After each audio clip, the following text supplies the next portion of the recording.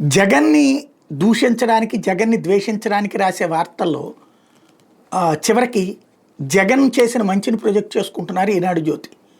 మొన్న చెప్పుకున్నాం ఇళ్లకు సంబంధించి. అట్లాగే చంద్రబాబు నాయుడు గారు అంటే ఐటీ అంటే చంద్రబాబు గారు అని ప్రచారం అయితే చేస్తారు, బాగానే ఉంది.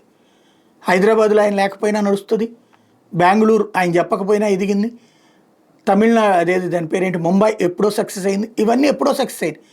అక్కడెవరు ఏ నాయకుడు నా వల్లనే ఇదంతా జరిగింది మీరంతా బాగుపడ్డారని చెప్పరు. ఇక్కడ మాత్రమే అది జరుగుతున్నది ఆంధ్రాకి. అది పక్కన పెడితే మరి ఆంధ్రాకి ఎందుకు తీసుకురాలేకపోయారంటే లేదు జగన్ చెడగొట్టాడు. ముందు వాళ్ళ టైంలో రావాలి కదా. లేదు ఇప్పుడు ఈనాడే రాసుకొచ్చింది, స్వర్ణాంధ్ర టాస్క్ ఫోర్స్ కమిటీ చెప్తున్న లెక్క ప్రకారం ఏపీ గ్లోబల్ డిజిటల్గా మారిపోతుంది, 2 నమూనాలు సూచించేశారని. వాస్తవంగా జగన్ టైంలో 23, 24 అంటే ఒక్కేడాది అది 2850 కోట్ల రూపాయలు ఐటీ ఎగుమతులు జరిగినాయట ఆంధ్రాలో. మరి 5 బేసులు లేదు, ఐటీ అంతా తరిమేశారు, పారిపోయారని రాసుకొచ్చారు. 2850 ఒక ఏడాది జరిగింది.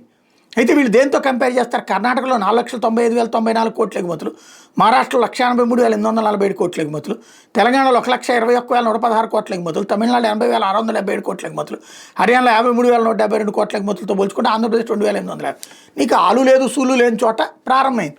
అవన్నీ హైదరాబాద్ ఎన్నేళ్ల క్రితంది, చంద్రబాబు కంటే ముందు నుంచి ఉంది. అమీర్పేట బాబు గారు వచ్చాక వచ్చిందా, లేకపోతే మైత్రి టవర్స్ బాబు గారు వచ్చాక వచ్చిందా? అంత ముందు 70 నుంచినే ఉంది. బాబు గారు వచ్చాక ఎల్ఎన్టీ టవర్ కట్టించారు, ఆ తర్వాత మిగతాది కంటిన్యూ అవుతుంది. ఆ తర్వాత ఎవరు వచ్చినా కూడా నడుస్తుంది. ఇప్పుడు బాబు గారు లేకపోయినా అక్కడ లేదా, లేకపోతే తమిళనాడుకి బాబు గారు లేరు కదా, అట్లాగే కర్ణాటక లేరు కదా బెంగళూరులో కానీ, అట్లా మహారాష్ట్రకి ఎవరు కూడా చెప్పుకోవట్లేదు కదా, ఇక్కడ మాత్రం చెప్పుకుంటాం. బట్ జగన్ టైంలో అసలు ఏమీ లేదు, అన్నీ పారిపోయినాయి అని చెప్తే ఒక ఏడాదికి 2,850 కోట్లు ఎగుమతులు జరిగినాయని ఈనాడే రాసుకొచ్చింది.